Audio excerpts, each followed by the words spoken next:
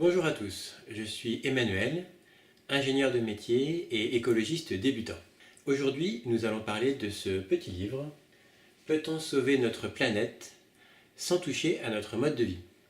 Grande question. En gros, il s'agit plus ou moins de l'avenir de l'humanité, sous l'angle de deux défis inédits, le réchauffement climatique et l'épuisement des énergies fossiles. Globalement, ces deux défis nous laissent un sentiment d'urgence et on se demande franchement par où commencer, que faire, est-il seulement possible d'agir? Donc, deux spécialistes s'affrontent sur le sujet, Benjamin Dessus et Sylvain David.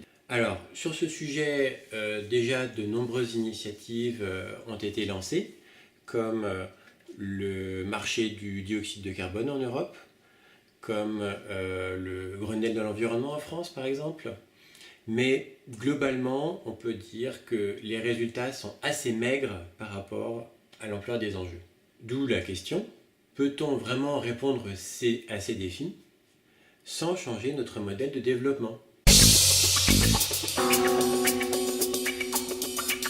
Les derniers événements climatiques, comme les ouragans à répétition, et le renchérissement des matières premières ont fait prendre conscience au grand public des limites écologiques de la planète. Et donc, au début des années 2000, le développement durable faisait consensus. Mais à cause de la crise financière de 2008, ces sujets sont passés complètement au second plan. Donc, je voudrais vous parler des deux défis qui sont les défis énergétiques et les défis climatiques.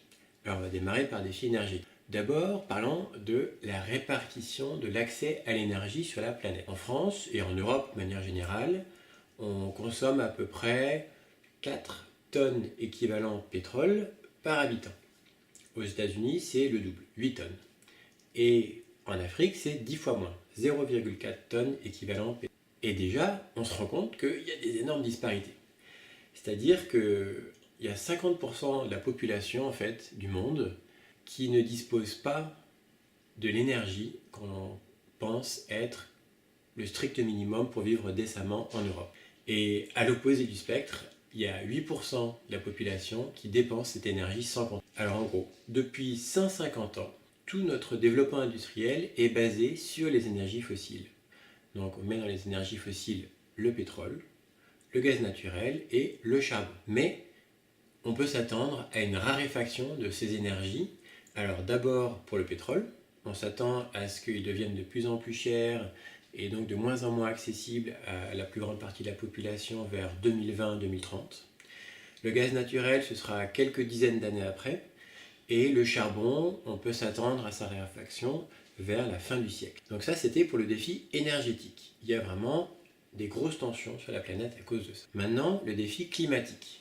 Il y a un organisme qui s'appelle le GIEC, c'est un groupement d'experts sur le climat, qui a calculé que si on augmente la température moyenne de la planète de 2 degrés par rapport à sa température moyenne avant l'ère industrielle, on va vers un scénario climatique totalement inconnu, c'est-à-dire vers un déséquilibre qui va engendrer des catastrophes probablement climatiques, et en tout cas, c'est quelque chose de totalement imprévisible.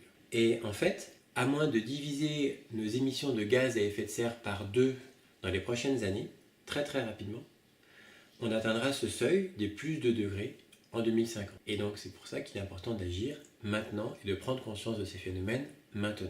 Alors je voudrais conclure cette première vidéo par 3 postulats, qui sont les postulats, disons, de la pensée dominante, et je vais vous laisser réfléchir dessus. Alors le premier postulat, c'est que les émissions de gaz à effet de serre sont principalement dues au dioxyde de carbone, au CO2, et donc aux énergies fossiles. Deuxième postulat, pour ne pas remettre en cause notre modèle de croissance économique, on propose principalement en fait de découpler la croissance économique des besoins énergétiques. Troisième postulat, l'omnipotence du marché, donc l'offre et la demande, pour mener à bien toute action d'envergure.